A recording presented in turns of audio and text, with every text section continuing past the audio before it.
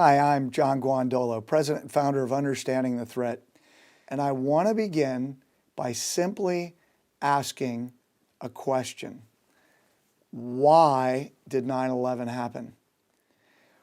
First, let's begin with what our government told us about the reasons for the United States being attacked on September 11th, 2001. We're told by our government that the people attacking us suffer from economic deprivation. We're told that they hate us because of our foreign policy. They hate us because of our relationship with Israel.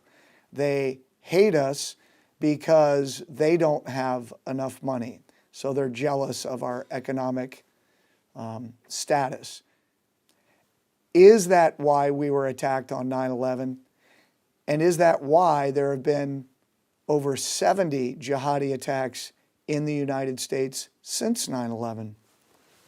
Here you have Quran 68:4, and thou standest on an exalted standard of character, speaking about Muhammad.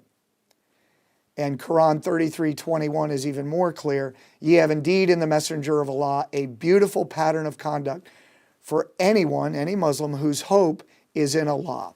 So the command from Allah, the message from Allah, is that Muhammad is an exalted standard of conduct for all Muslims for all times. So let's look, as we're telling this story, what are some of the things, some of the behaviors that we see in authoritative Islam that they teach about Muhammad? Well, here is, you can see on the screen here, the life of Muhammad, the Sirat Rasulullah, the authoritative biography of Islam's Prophet Muhammad. And here we have on page 464, this story right here. Then he, Muhammad, sent for them, the Jews, and struck off their heads in the trenches as they were brought out to him in batches. There were 600 or 700 in all, though some of them put the figure as high as 800 or 900. So the most perfect example of a human being in Islam, Muhammad, killed up to 900 Jews after the Battle of the Trench. Muhammad asks, who will rid me of Marwan's daughter? Because Marwan's daughter had mocked the Prophet. And what happens is, a Muslim kills Marwan's daughter, and in the morning, Muhammad, in response to Marwan's daughter being killed, says 2 goats won't even butt their heads about this. Who cares? So when Muslims, following in the perfect example, for instance, go to Charlie Hebdo's headquarters in France and kill people for making cartoons about the Prophet Muhammad, that's lawful in Islam because the Prophet did it. He approved that behavior. When 2 Muslims from the Muslim Brotherhood's Islamic Community Center of Phoenix drive to Garland, Texas, because there is a Draw Muhammad cartoon contest going on, and attack this event, they're doing that in the perfect example of Muhammad, who condoned this behavior. Sound Bukhari hadith about what Muhammad said and did is at the highest level of Islamic authoritative hadith. Now, a hadith is simply a report of something the Prophet Muhammad said and did according to Islam. And this is what the scholars say about sound Bukhari hadith. All Muslim scholars are agreed that Sahih Bukhari is the most authentic and reliable book after the Book of Allah. So the scholars in Islam say that Bukhari's hadith rises to the level of the authority just below the Quran, the direct word of God, according to Islam. So let's see what Bukhari attributes to Islam's Prophet Muhammad. Allah's messenger said, the hour will not be established until you fight the Jews, and the stone behind which a Jew will be hiding will say, O Muslim, there is a Jew hiding behind me, so kill him. So this is why we have a sheikh in Garland, Texas, for instance, who teaches that all Jews must be killed. He teaches that in the Islamic Community Center of Garland, Texas. And why wouldn't he? This is the perfect example, as demonstrated to all people, according to Islam, through the Prophet Muhammad's actions. This is what Muhammad said. It's authoritative. Here's another one. Aisha, Muhammad's 6-year-old bride, narrates this hadith recorded by Bukhari. The Prophet Muhammad married Aisha when she was 6 years old, and he consummated his marriage when she was 9 years old. And then she remained with him for 9 years till his death. So in the most authoritative report about something Muhammad said, his 6-year-old child bride said, yes, he married me when I was 6, and we consummated the relationship when she was 9. When you see Muslim men who are 65 years old marrying 8-year-old girls in Jordan and in Syria and in other parts of the world, they're doing that lawfully under Islam. And by the way, that is going on in the United States. Here you have Muhammad himself, as recorded by Bukhari, saying, I, Muhammad, have been ordered to fight them, the non-Muslims, until they testify that there is no God but Allah, Muhammad is the messenger of Allah. So Muhammad says, I have been commanded to fight, and Allah has commanded all of us to wage war against the non-Muslims until Allah's divine law, Sharia, is imposed on the earth. So then what is Muhammad's biography reflect or record that Muhammad did? Let's just look at the table of contents of his biography. We see raid after raid after raid, battle, fighting, the spoils of war, raids, attacks, killing certain individuals, more battles, more raids, more attacks, more expeditions. And this is how the Prophet Muhammad lived. So the guy that Islam says is the most perfect man, the exalted standard of conduct for all Muslims for all times, said, God has commanded us to fight the non-Muslims until Allah's law is the law of the land. And then his history is littered with battles that he directly participated in. And as I shared before, he participated in beheading up to 900 Jews after the Battle of the Trench. So this is behavior that is good for all times. The record also reflects Muhammad allowed for the taking of sex slaves, for torture, and all of these things. So this becomes the example for all Muslims. So when Muhammad dies in 632, what do we see his followers do? Well, we see them go out and capture and conquer Jerusalem in 637 AD. And then they continue with unprovoked attacks on the non-Muslim world for 470 years until finally in 1095, Pope Urban II, at the request of those in the West, declares a crusade, and the West begins its first actual attack to defend itself against the unprovoked attacks of the Muslim world. That's the historical record. Now, a lot of people are confused about the Crusades, so what I'd like to do is take you back to 622. I'm going to use this battle map, thanks to my good friend Bill Warner, and I'm going to show you all of the battles, over 500 jihadi battles from 622 all the way forward in history, and then we are going to look at the Crusade battles, and we'll see if there's a difference. So let's look at this video.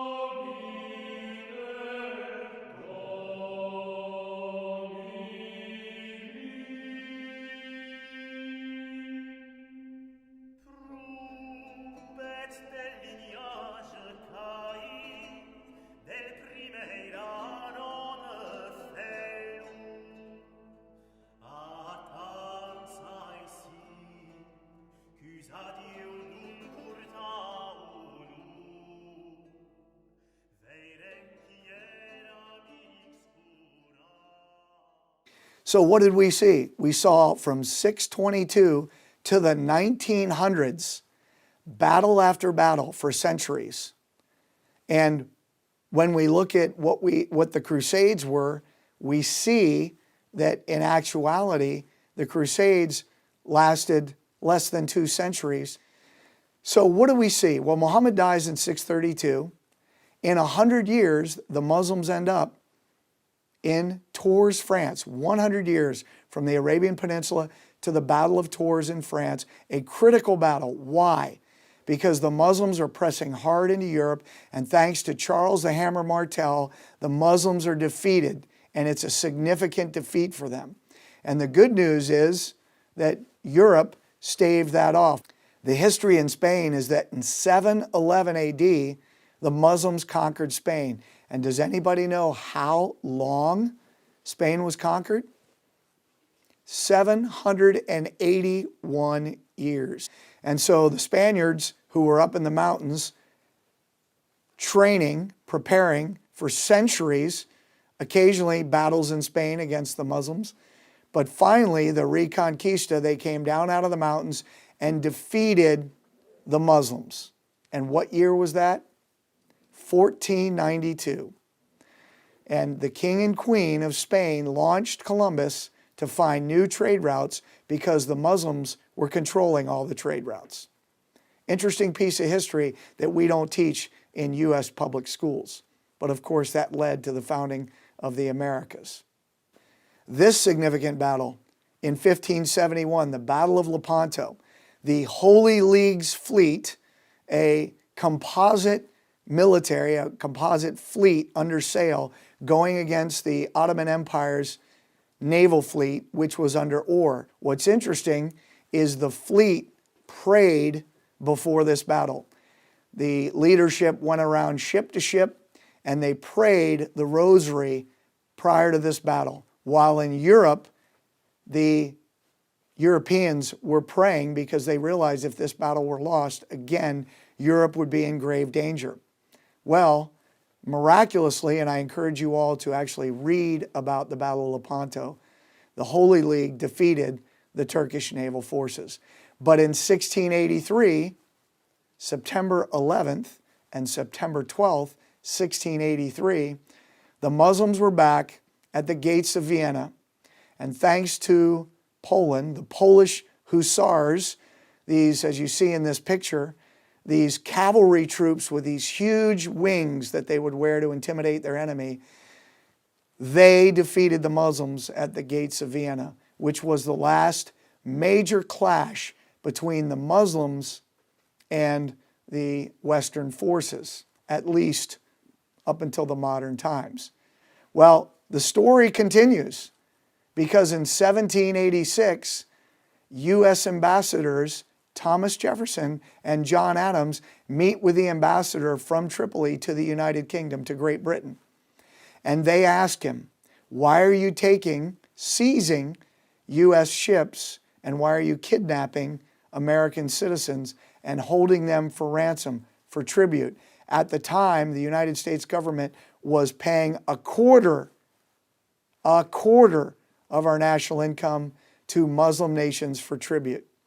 Well, the ambassador to Great Britain from Tripoli answered Adams and Jefferson as to why, and they recorded his response in a letter to the Continental Congress, which is today obviously kept in the Library of Congress.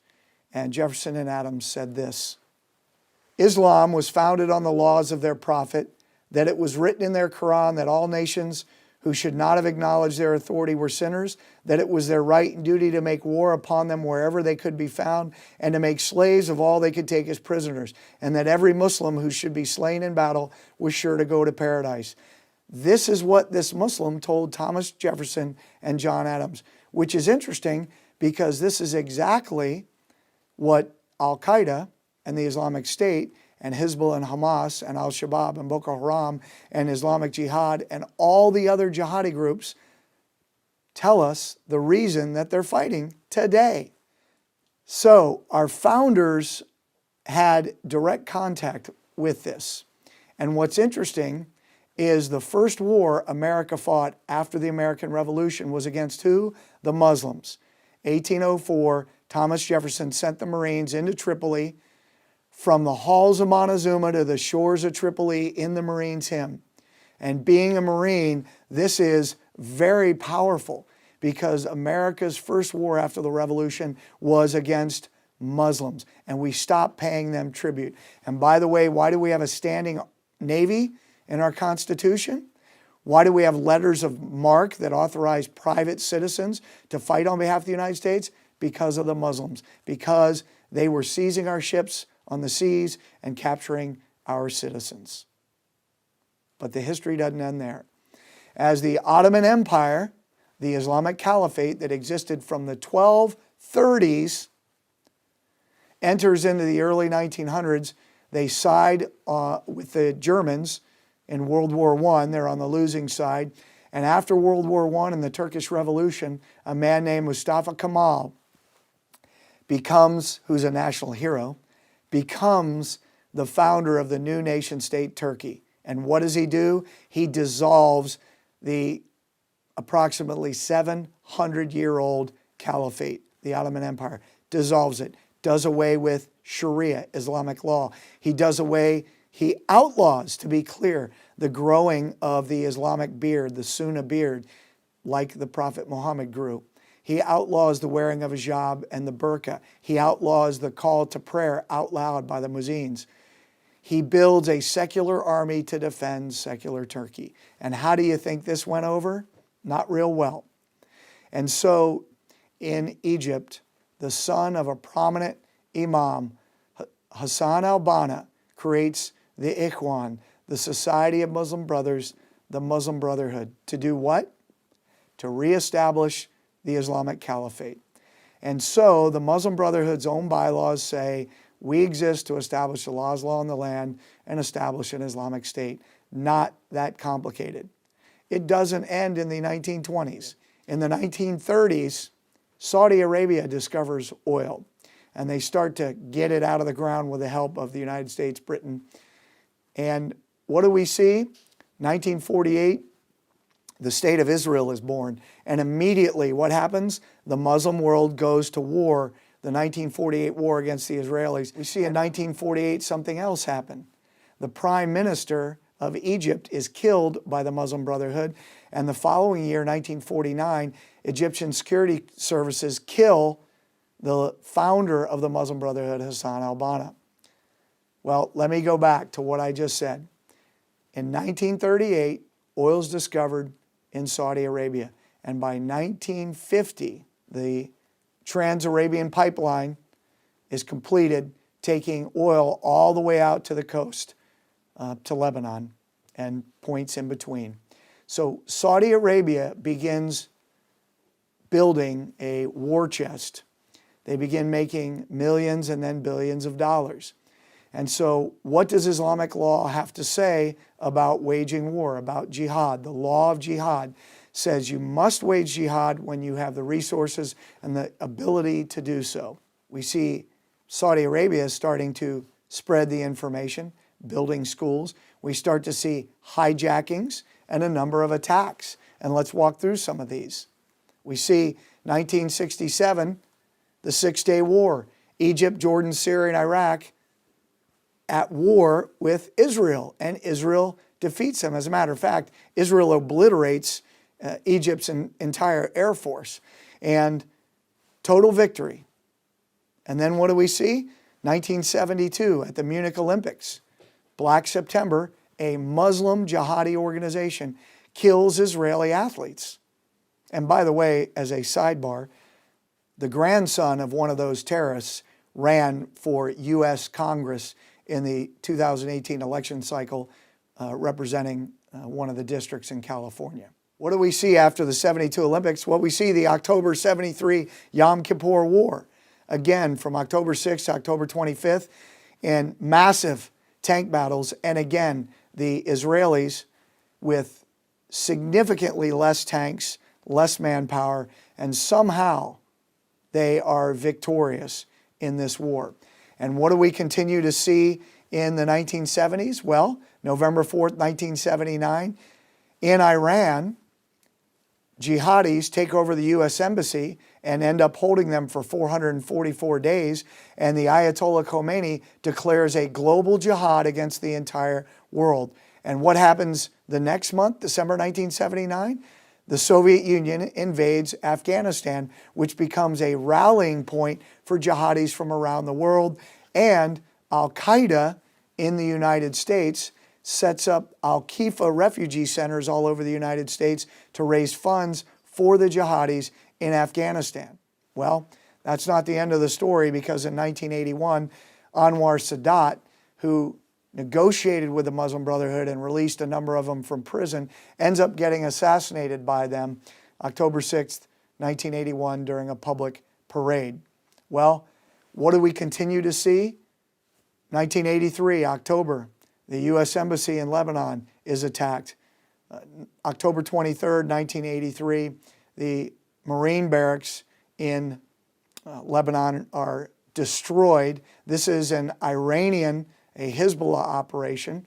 Hezbollah, of course, being an arm of the Iranian government. And they have yet to pay a price for this.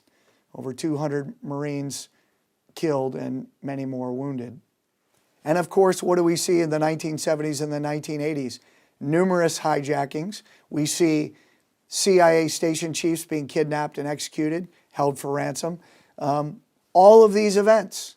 And what are we actually seeing? We are seeing a continuum of jihad from 622 to the 1970s and 80s. But folks, it does not end there. Because what do we also see? Well, let me play you this video from 1989. I'm just going to go ahead and let it play, and then we'll talk about it afterwards. And while our objective, our final objective, is not just to become part of the system that we experience now and that we see, our objective, our final objective, is to create our own Islamic systems, and not only create Islamic systems for Muslims, but to look at all the other people who are sharing this country with us. And in that long-range process of making America Muslim, all of America Muslim, then we have to have some actual short-range goals.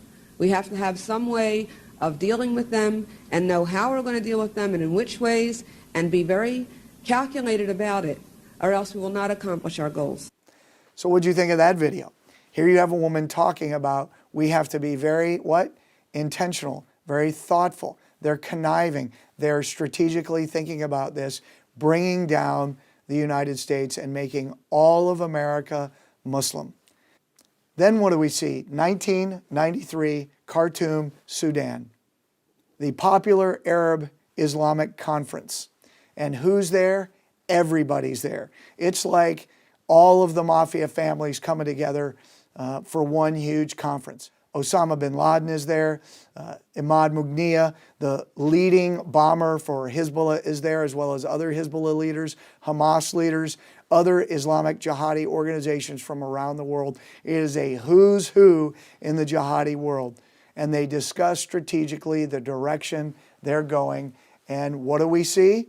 We see attacks that are taking place, continuing in the United States and Europe. We have the 1993 World Trade Center bombing, 1996 Khobar Towers in Saudi Arabia attacked, 19 U.S. Air Force airmen killed. That is a Hezbollah Iranian operation. 1998, 2 U.S. embassies in Kenya and Tanzania attacked by Al-Qaeda operatives. It's an Al-Qaeda operation, but again, it doesn't matter what the group is. They are all jihadis waging jihad to establish an Islamic State under Sharia, to strike terror into the hearts of the unbelievers, as the Quran says. Then what? Well, we have 1999, the end of 1999, numerous millennial plots, numerous plots in Jordan planned against U.S. and Western targets. Those are thwarted by U.S. and Jordanian intelligence. You've got the attack on the USS Sullivans, U.S. Navy warship in Yemen, except Al-Qaeda's boat sinks because it's overloaded. You've got the attack on LAX that's thwarted when Ahmed Rassam comes across the northern border and alert border protection customs officials see something's wrong and they arrest him at the border. And you have the successful Taliban hijacking of an Indian Airlines aircraft. Well, if we go back to the USS Sullivan's attack, or the planned attack in 1999, we know that they came back, and in October 2000, the USS Cole was hit in the port in Yemen. So what have I demonstrated? What does history tell us? What's the story tell us? And why are they doing what they're doing? Well, they tell us. They stand in the street with signs and say, we want Sharia. Sharia will dominate the world. They want Allah's law, not man's law. Remember when a jihadi, a Muslim, not a terrorist, a Muslim jihadi plowed a rental truck over people on a bike path in New York and killed 8 people? Well, when he was standing in federal court, this is what he said. I care about Allah and the holy war being waged by the Islamic State. The Islamic State is not fighting for land or for oil. They have one purpose. They're fighting to impose Sharia on the earth. So we know that Al-Qaeda and the Islamic State say they're fighting to establish a caliphate under Sharia. And as I mentioned earlier, the Muslim Brotherhood bylaws say they were created to establish Allah's law in the land and Islamic State under Sharia. One vanilla message from the entire Muslim world. Let me just take it one step farther. Why would they teach it in U.S. Islamic schools that it's a duty of Muslims to wage jihad to establish an Islamic State under Sharia, and that the basis of the legal and political system is the Sharia of Allah? Because that's what Islam is. So why wouldn't they teach it? Finally, the Organization of Islamic Cooperation, the OIC, the largest voting bloc in the UN, the United Nations, made up of 57 member states, every Muslim nation on the planet. In 1990, they approved the Cairo Declaration on Human Rights in Islam, and 1993, they served it to the United Nations. And what does it say? Life is a God-given gift and is prohibited to take away life except for a Sharia prescribed reason. There shall be no crime or punishment except as provided by Sharia. All the rights and freedoms stipulated in this declaration are subject to Islamic Sharia. Islamic Sharia is the only source of reference for the explanation or clarification of any of these articles in this declaration. So the entire Muslim world has told us that the way they relate human rights, the way they relate to non-Muslim human beings, to the non-Muslim world, is only through the filter of Sharia, which means non-Muslims must convert to Islam, must submit to Islam and pay the non-Muslim poll tax, or they must be killed. Homosexuals must be killed. People who commit adultery must be killed. People who leave Islam must be killed. Those who kill a Muslim for a non-Sharia reason, which is a terrorist in Islam, they must be killed according to Sharia. And so much more. That is how Islam relates to the West, to the non-Muslim world. And yet Islam obliges Muslims to lie to non-Muslims when the goal is obligatory, and it's obligatory to advance Islam. The reason I wrote my book, Islam's Deception, The Truth About Sharia, is because I want, understanding the threat wants you to understand this threat.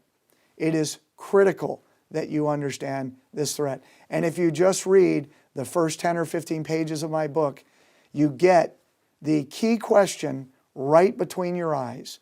How is it that what Muslim leaders tell U.S. leaders about Islam is exactly opposite of what Muslims are teaching their 11-year-old children in U.S. Islamic schools? So are the Muslims lying to their children when they're teaching Islam in their schools? No, they are not. Our leaders are being lied right to their face about what Islam is and how it's to be applied in the world. Understanding the threat stands ready to educate you through our many programs, law enforcement, military, first responders, intelligence professionals, National Guard, leaders, medical professionals, prosecutors, judges, and many others. The response from our training, for instance, our 3-day training for police and federal agents, is that at the end of 3 days, everyone in the room, including FBI counterterrorist agents, will say 2 things. 1, we never knew this before we came in here. And 2, this is critical to protecting our local communities. Folks, we need to fight this war at the local, city, and county level, and we need you involved. Join us. Help us take the battle to the enemy and put freedom back on the offensive where it belongs. Go to understandingthethreat.com. Look at our capabilities page. Use our resources. Use our DVDs, our books, our streamed videos. Subscribe to our YouTube channel. Follow us on Parler at UTT. Follow us on Twitter at UTT_US. Share this with others. And if you're able, please donate to us. We are a corporation here in Texas. However, we have a nonprofit, Americans for America, supporting us. Text UTT, the number 4, USA to 56512.